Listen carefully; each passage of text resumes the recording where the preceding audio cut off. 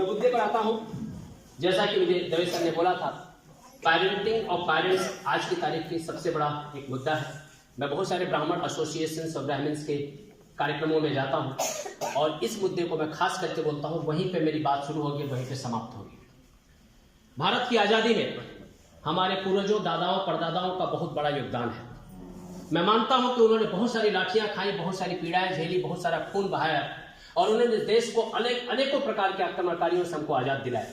पर उनसे ज्यादा बड़ा अगर कोई कंट्रीब्यूशन किसी का है तो हमारे माताओं पिताओं का है, हमारे उन पीढ़ियों का जो बहुत सारे यहां पर बैठे हैं, जिन्होंने लगभग 1940 से लेकर के 1960 के बीच में जन्म लिया। उन्होंने इस देश को गरीबी से आजादी दिलाई, उन्होंने इस देश को बीमारियों से आजादी दिलाई, उन्होंने हमको अच्छी सड़कें दी, उन्होंने हमको कंप्यूटर दिया, उन्होंने हमको टेक्नोलॉजी दी, उन्होंने हमको एजुकेशन दिया, उन्होंने हमको हॉस्पिटल दिया, उन्होंने हमको सब चीजें दी जिससे हम भूखमरी से बाहर आ सके। उन्होंने हमको वो सारी चीजें दी जो हम जिसकी हम कल्पना नहीं कर सकते। यहाँ पे बहुत सारे लोग ऐसे बैठे जिनके पास एक ही जोड़ी चप्पल था, एक ही जोड़ी कपड़े थे जब स्कूल या कॉलेज में पढ़ते थे। उन्होंने हजारों किलोमीटर पैदल चले हैं, इसलिए ताकि ये देश गरीबी और भूखमरी से बाहर आ सके। लेकिन आने वाली पीढ़ियां आपको और हमको माफ नहीं करेंगी। एक हम इतनी बड़ी गलती कर रहे हैं, सब कुछ देने के बावजूद भी जो चीज हम गलती कर रहे हैं उस तरफ हमारा ध्यान नहीं है, और वही ध्यान है जो अधिकतर पेरेंट्स मीट में अट्रैक्ट करने की कोशिश करता हूं। हमारे दादाओं परदादाओं ने हमको यहां से मजबूत बनाया, आंख से मजबूत बनाया, शोल्डर से मजबूत बनाया, भुजाओं से मजबूत बनाया, पेट से मजबूत बनाया, हमारी जांघों से मजबूत बनाया, हमको चलने की कैपेसिटी दी, हमको देखने की कैपेसिटी दी, हमको सोचने की कैपेसिटी दी, हमको सब कुछ दिया जो एक सशक्त व्यक्ति बनने के लिए चाहिए होता है। हम अगली पीढ़ी को एक श्रीमद् भागवत का दृष्टांत है। महाभारत खत्म होने के बाद पांचों पांडव 100% नवरे हो गए, उनके पास कोई काम ही नहीं था।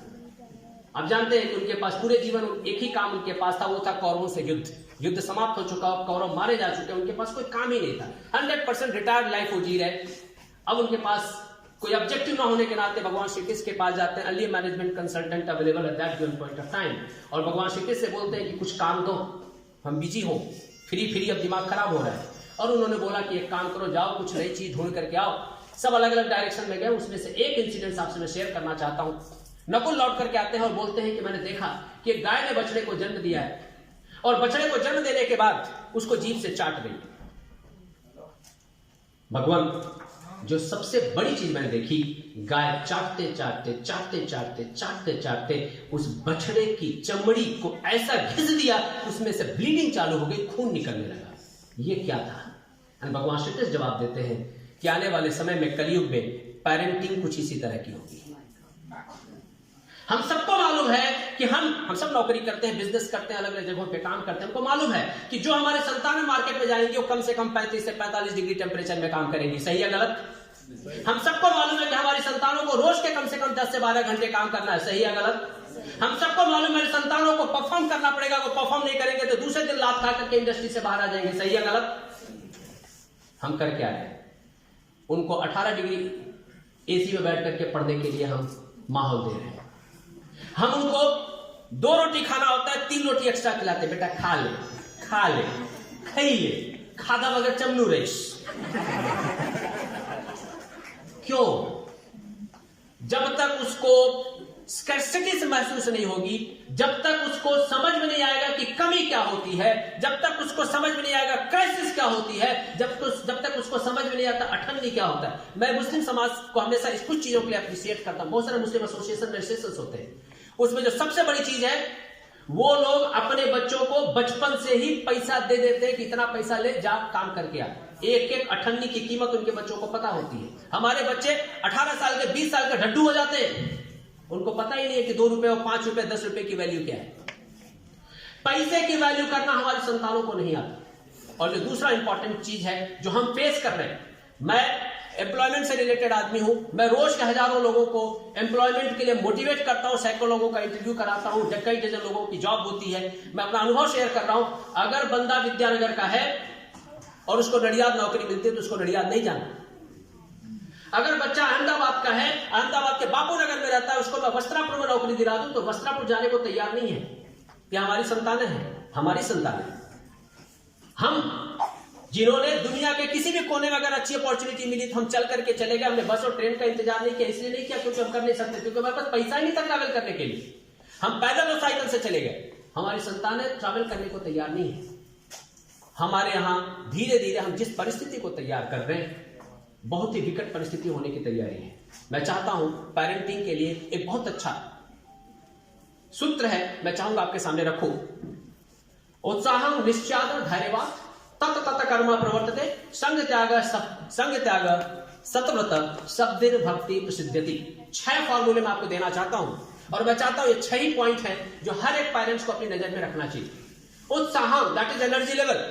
मेरी संतानों में इतना एनर्जी लेवल होना चाहिए, इतना पोटेंशियल होना चाहिए कि सुबह 6 बजे उठे और रात को 10 बजे उसके चेहरे पे वही मुस्कुराहट हो, वही ताजगी हो, वही लालिमा हो जो उसके सुबह 6 बजे थी। हम उसको ऐसा पौष्टिक आहार दिलाएं, वैसा उसका हम डे का शेड्यूल बनाएं। मैं उसके साथ चलने जाऊं, मैं उसके साथ दौड़ूं, मैं उसके साथ स्पोर्ट्स खेलूं, मैं उसके साथ फ्रूट्स खाऊं, मैं उसके साथ वेजिटेबल्स खाऊं, मैं उसके साथ उबाला हुआ खाना खाऊं, मैं उसके साथ वो सब चीजें करूं जो उसके स्वास्थ्य के लिए जरूरी है। अपने जीव के लिए कब तक नायलॉन का पाव भाजी खाओगे और उनको खिलाते रहोगे? कब तक हमारे चक्कर में देश के सारे पिज्जा हट हमेशा भरे रहेंगे? ये हम अपने लिए भी गलत कर रहे हैं और संतानों के लिए गलत कर रहे हैं, क्योंकि उनके अंदर एनर्जी लेवल धीरे धीरे इनेक्ट होते जा रहे हैं। और मैं चाहूंगा इसके ऊपर हम काम करें। उत्साह, एनर्जी लेवल चाहिए। एनर्जी लेवल नहीं है तो कुछ भी नहीं हो सकता। यहाँ पे जो लोग भी सफल हुए अपने जीवन में, इसलिए सफल नहीं क्योंकि उनके अंदर स्किल थी, स्किल के साथ आपके अंदर स्टेमिना थी। हमारे अंदर स्टेमिना थी। हम साइकिल चला करके यहाँ से नडियाद 2 बार जाकर के आते थे। मैं गलत हूं या सही हूं? स्टेमिना आने वाले संतानों में चाहिए, और वो करना आपकी जिम्मेदारी है। दादाओं, परदादाओं, पेरेंट्स, हम सबकी जिम्मेदारी। उत्साह निश्चय, that is second important point. हमने मोबाइल फोन के चक्कर में बच्चों को झूठ बोलना सिखा दिया। आप वही बच्चे के सामने बैठ के ना हूं आज तो अहमदाबाद छू, अल्लाह भैया आ बैठा जो हमें विद्यानगर में मोटा विद्यानगर। आपको लगता है कि मैं फोन पे बहुत बड़ा कोई बीरबल की चाल चल रहा हूं। आप अपने संतानों को झूठ बोलना सिखा रहे हैं। आज आप उसके सामने विद्यानगर में बैठ के अहमदाबाद हैं, तो कल आपकी संतान स्कूल के बाहर कैफे में बैठ करके स्कूल में होगी, और आप उसको गलत नहीं बोल सकते। आपको अपने हरकतों में, अपने बिहेवियर में, अपने, जब आप बोलता हूं तो मैं अपने आप को इंक्लूड करता हूं उसमें। मैं आप मतलब मैं अपने आप को उसमें से बाहर नहीं कर रहा हूं। हमको घर के हर एक बिहेवियर में ध्यान रखना है कि मैं जो चीज कर रहा हूं कल मेरे साथ रिपीट होगी। एक तीसरी इंपॉर्टेंट चीज जो हमारा इंपॉर्टेंट चाहिए, हमने बच्चों को घर के बाजू में पढ़ाने की परंपरा डेवलप की है। आपने से कितने लोग हॉस्टल में रहे? मैं लगभग 14 साल हॉस्टल में रहा हूं। विद्यानगर में मैं 12 साल रहा हूं। यस, जो लोग हॉस्टल में रहे हैं मेरी बात को मानेंगे, धरती पे कहीं स्वर्ग है तो हॉस्टल में जीता जाता है, हर चीज सिखाता है।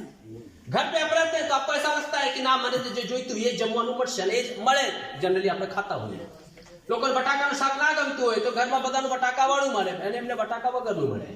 हॉस्टल में जाए तो पहला दिन बटाका नु शाक आओ, फिर दूसरे दिन बटाका नु शाक भले पधारे, फिर तीसरे दिन वापस आवता रह जाओ, फिर संडे को फिर बटाका नु सूखी भाजी, फिर बच्चे को लगता है शायद मोक्ष का माध्यम है बटाका का शाक ही है। वो जिस रूम में रहता है, किसी की एग्जाम खत्म हो गई, किसी की शुरू होने वाली है और आप एग्जाम दे रहे हो, एक को लाइट जलानी है, एक को म्यूजिक सुनना है और आप